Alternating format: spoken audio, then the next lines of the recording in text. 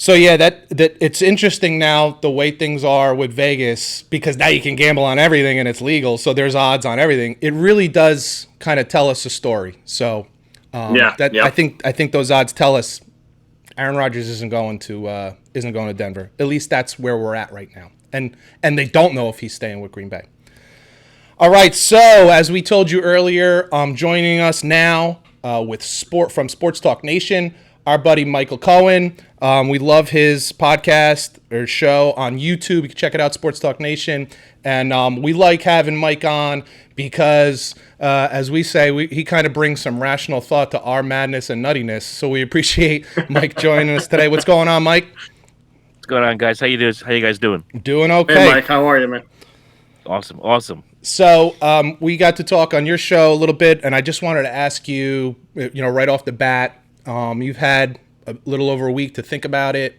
Your thoughts on the Jets draft in general? I mean, they really had a really good draft. Going out there, aside from the quarterback, which again is going to be the be all end all of this entire draft, as we all know. And we'll see how Zach Wilson develops over the course of time. But when you go out there, you give him all kinds of help. You give him Elijah Vera Tucker, who's going to be a really good player. Probably a stalwart there at guard for maybe 10 years. You get Elijah Moore, who just drops to you. You had so many guys just dropped to them that had high grades.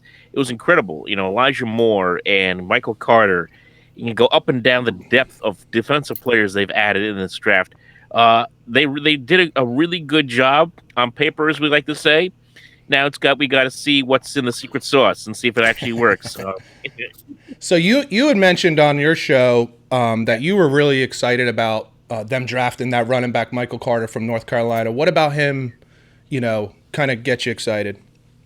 Well, what gets me excited is that this is a guy who, was the number 2 back considered in Carolina for the last couple of years, and ran for 1,200 yards this year. Was averaging like 8 yards a carry. I mean, he has tremendous burst and speed. Reminds me a little bit of a Leon Washington, kind of ironic that Leon Washington was the guy who called the pick at the time. So maybe the Jets could use him as a swing guy to come out. Special teams a little bit as well if they wanted to, but it gives them that dynamic playmaker in the backfield they really haven't had in a long time. I don't know what Michael P. Ryan and those others in the running back room are going to be, but for the last 4 years, hasn't been a lot of good stuff coming out of the backfield. And now you have a good player there with some speed, some finesse that can make guys miss. That's what you needed in the backfield all this time. Yeah, after speaking to you about it, and you were so excited about it, I thought about it even more. I'm like, man, if you look around the league now, you don't have too many of those one teams that have just that one bulwark running back where it's just they have their one guy. For the Cowboys, Zeke. He's your guy. And you have a guy who comes in here and there to give him a spell, but you have your one guy. You look around the league and you see teams, a lot more teams have multiple backs that they go to, and they have different skill sets. And I look at the Jets and I say, Perine barely got a chance last year. He had no preseason, had some injuries to deal with. And I actually thought he started looking decent at the end of the year. And those two with a couple other guys, and an improved offensive line. After talking to you, I was like, man, I do like that idea. I do like the way that looks, and I do like the shiftiness. So it was a nice pick. It was a really nice. Mike, another thing with Carter too, he's kind of fresh because he split carries with Williams, which helps too coming out of college. It really does. I mean, you're not getting one of those running backs who's carry the rock like 250 times in college. In the last couple of years, right? He's certainly getting some fresh legs and. That's always kind of the gamble with running backs, right? A lot of people worry about the mileage on these guys when they come out of college. They're saying, if this guy has had too many carries, do we really want to draft him even though he's had a great college career because he could be hitting the downside, by 26. So that's something you have to consider when you draft these guys. That's why they say, don't draft them too early, Giants. We're talking about you. Sorry. Nice. Mm-hmm. Hey, Mike, I wanted to ask you something that we spoke about before the draft. The Jets really didn't take any players like this, but were you concerned or do you have any concerns about players who sat out this last season of college football, and now are going to be expected to come in and, if you're a first, second, third rounder, you're going to be expected to start or be a major contributor. Do you have any concerns, reservations about guys who, sat out this past season? Not that they're wrong for having sat out. I get it.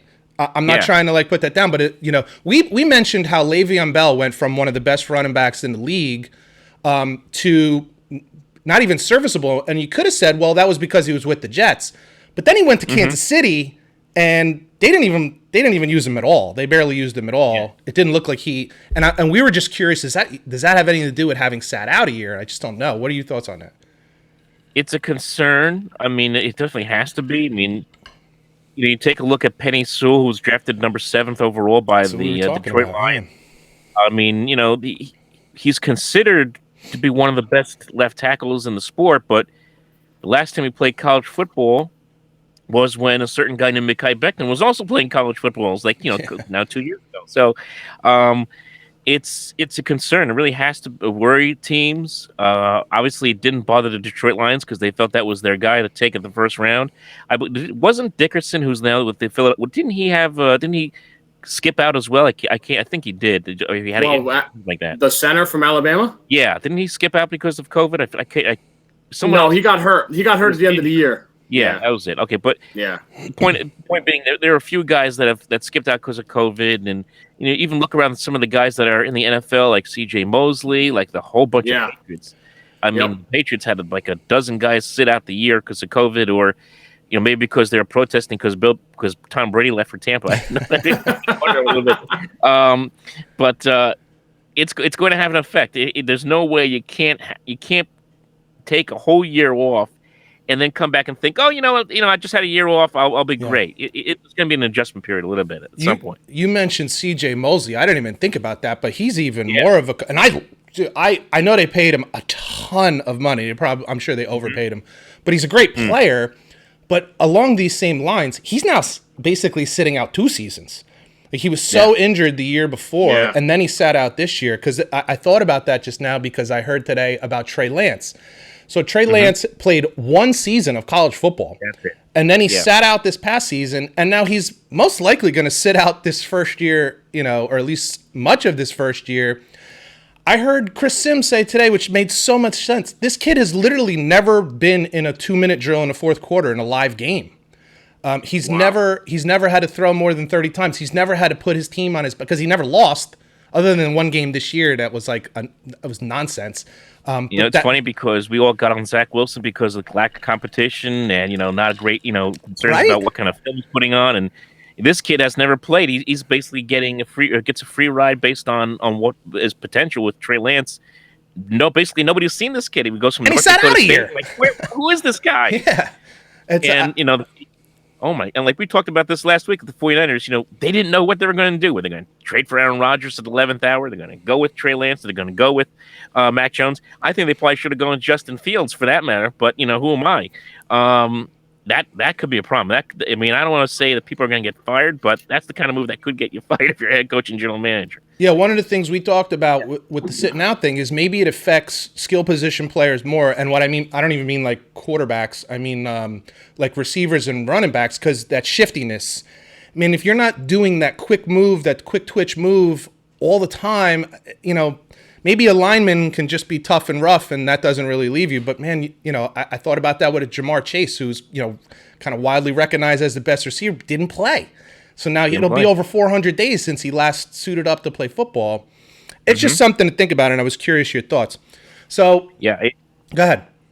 No, go right ahead. Yeah, I wanted to ask your thoughts on something that Rich Eisen said, because I know you're like all of us Jets fans, and just like Rich Eisen, I'm sure we have this feeling of skepticism, no matter what, just because it's the history of being a Jets fan. But he said something this week, and I was wondering if you felt the same way. I immediately thought of you when I heard him say it. He was talking about the draft and Joe Douglas and Robert Saleh and just everything. And his quote was, "It just feels different." And I'm curious, are you starting to just feel a little Buy different? the hype. No, I'm not even going to go that far. I'm not like saying, we talked last week on your show last week on your show about the idea that Jets fans, 7 wins would be fantastic this coming season. But I'm just asking, does it feel a little different to you? Yeah, I'm ready to get my heart broken again. Hope springs eternal, right? Yeah, exactly. Mike, I said the same thing to Pete. I said they suck you back in, bro. That's it.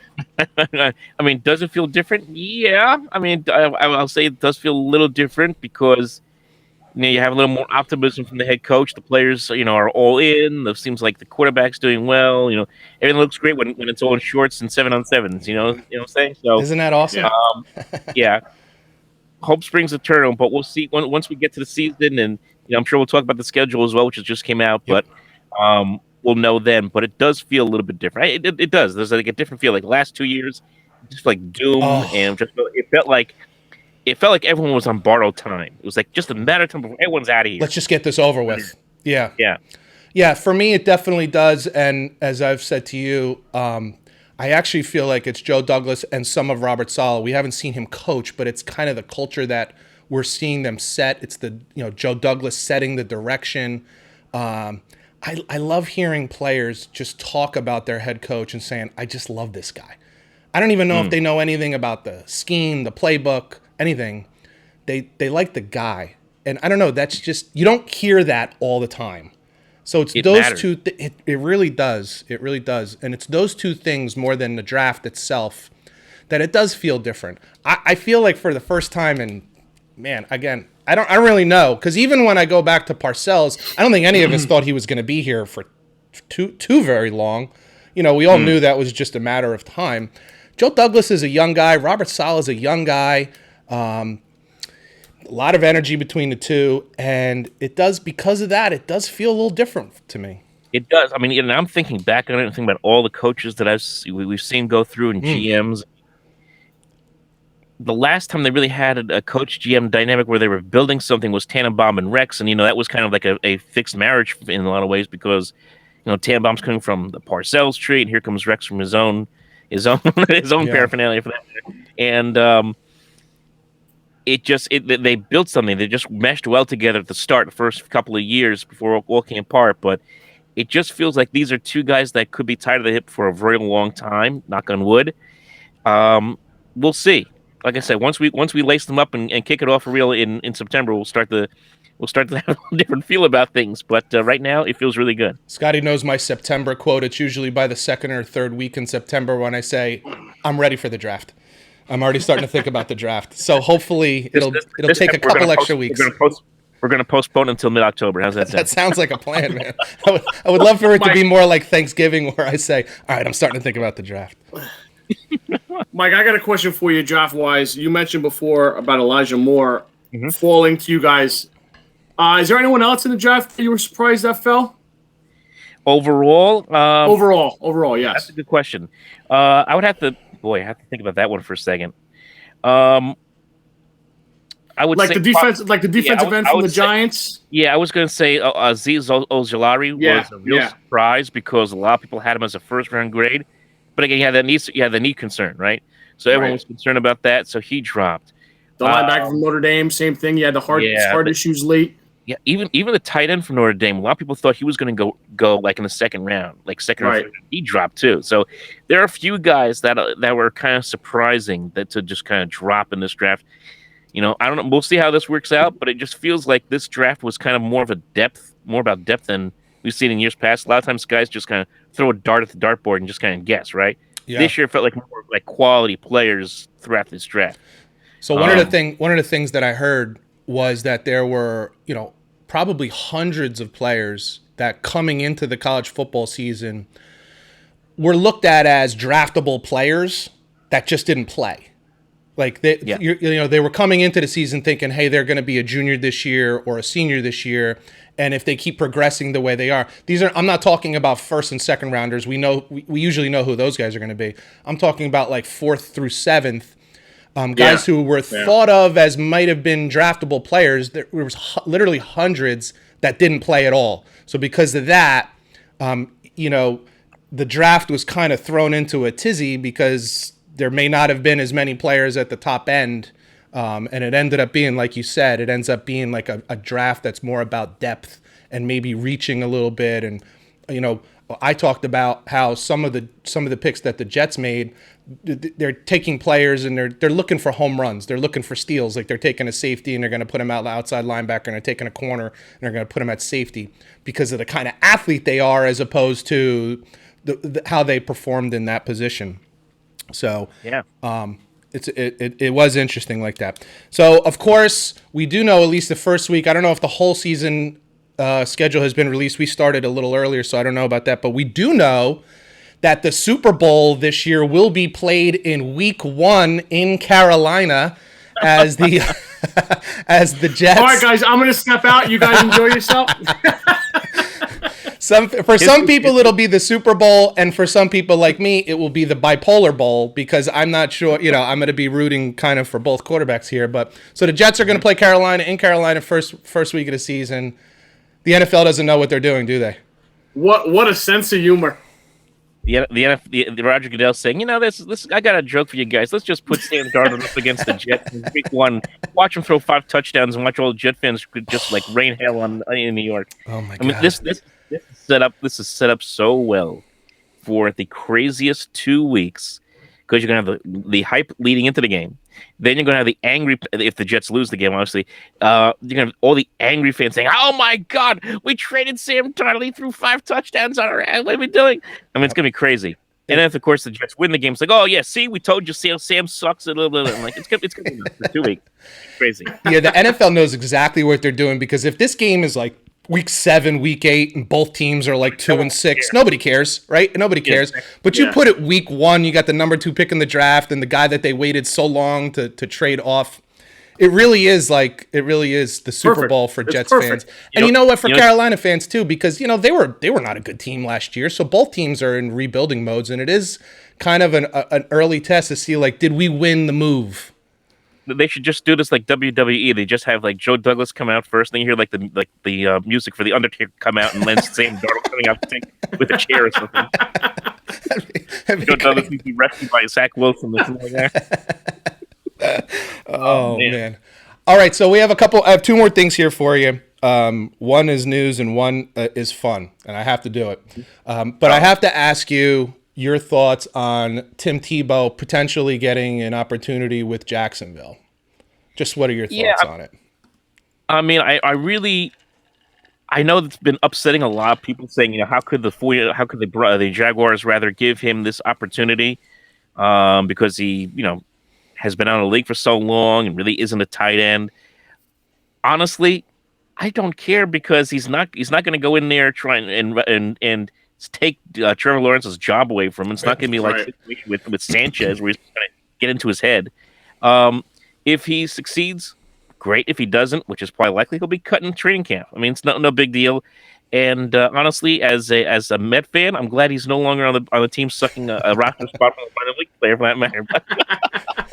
But no, I mean, I think it's a big deal over nothing. If he succeeds, it's going to be a good story. If it doesn't, who cares? He's just going to go back up the television. In my mind. See, Scotty, this is why we bring him on, for some rational thought. This is exactly what we were saying before you came on. Is that you're trying to make a story out of nothing. It has nothing to do with Trevor Lawrence. There's no quarterback issue at all here. And he's, like I said to Scott, he's either going to make the team or he's not. Like, there's either going to be a miracle and he actually should have been a tight end this whole time, and wow, look at this, it's incredible, or he's going to get cut. Like, Urban Meyer is not a dummy. Like, he's not just going to give this kid, like, he gave him a chance because he loves him. But all of us would do that. And anybody who says they wouldn't do that, you're a liar. Okay. I mean, it shouldn't be surprising that Urban Meyer would have brought him in, because I think for years it was like, oh yeah, Tebow's going to go to Jacksonville. One day he's going to bring Urban Meyer with him. It's like, well, here we are. That's it, right? So, it's funny because, then the Kaepernick thing comes. Oh, Kaepernick never got a chance. And I said, well, I never saw Tim Tebow wearing pig police socks and wearing Che Guevara t-shirts and all this kind of stuff. So call me crazy, but maybe that has a little something to do with it. All right, Pete, before you see one more thing, I got one more thing from Michael. I'm so excited to do mine. That's why I know. I could stay in your chair, bro. Michael, who do you think had the best and worst off seasons so far, in your opinion? Ooh, okay, the best and worst off seasons. That's a good one. The best off season so far, I would say, based on their ability to go out there and get as many players as possible and fill as many needs as possible, even though they spent a ton of money and it could blow up in their face, I would say probably New England. Ooh. If anyone could find a way to go out there and make it work with all the players they added, it's probably Bill Belichick and company. So to me, they improve the most. They certainly make their chances of catching Buffalo a little bit more interesting this year compared to years past. So to me, they are the most improved team going into training camp. The team that didn't improve at all, it's hard to say this now with the draft, but I was probably going to say somewhere like Chicago with their whole mess of a quarterback situation with Andy Dalton, and they tried to trade Nick Foles. Nobody wants him apparently, and they really haven't changed much around that team, and the coach and the general manager on a hot seat. So before their draft, to me, they were having probably the worst off season. I like that one. Yeah. Yeah. Yeah, I would agree. Yeah, we're very interested. Yeah, I was thinking somewhere like the Texans too, even like without like right. Deshaun Watson stuff. Like even if that does get figured out, they didn't fix anything. They didn't get anybody in the draft. They didn't get think anybody about this. agency. They got their Deshaun Watson issue. I didn't even think about this until you just said it. They've still had this Deshaun Watson issue. They didn't even have a first or second round draft pick. Like they didn't even get to solve shit until the third round. Oh my god. Yeah, it's bad. It's bad. It's awful. It's an awful. And then you have your first pick isn't until the third round, and you have to use it on a third round quarterback because you don't know if your guy's going to be there. Like holy crap. And they hired a coach anyone ever heard of because no one wanted the job. I mean, you can get away with that, but yeah, it's bad. Yeah. Poor guy's been in the league for like 30 years. Guy's been in the league for 30 years, finally gets a chance, and it's like with a CFL team. Oh man. All right, Mike. So I'm going to play a game with Scotty later called Start, Sit, or Cut. And I've been looking forward to this for 2 days. So before I let you go, I have one start, sit, or cut for you. So I'm going to give you 3 names, and you got to tell me which guy's going to start, which guy you're going to sit, like you want to keep him on a team just in case, but you're not going to start him, and which guy you're going to cut. Okay?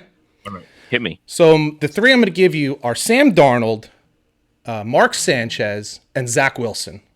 Start, sit, and cut. Okay.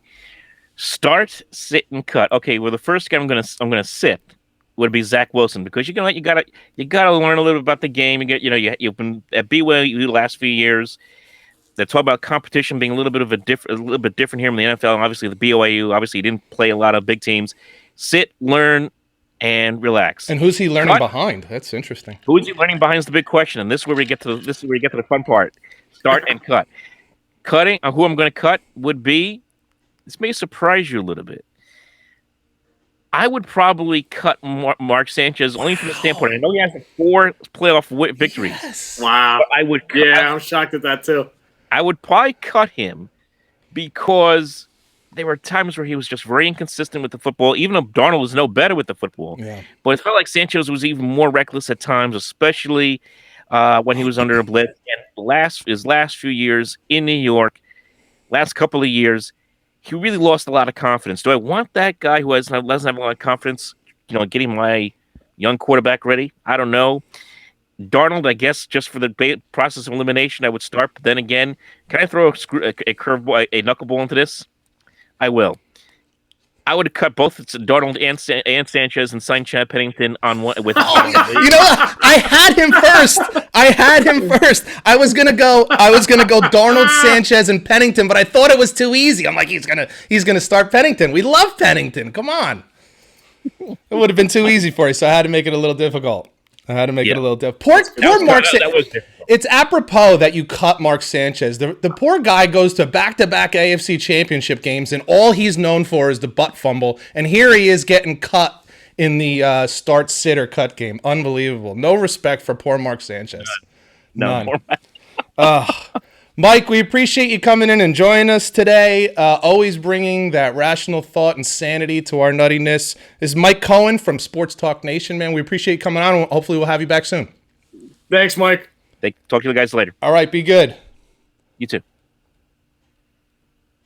So I love having Mike on because he makes just great points. That's good stuff, man. Oh my god. Just always makes great points and makes me think about, think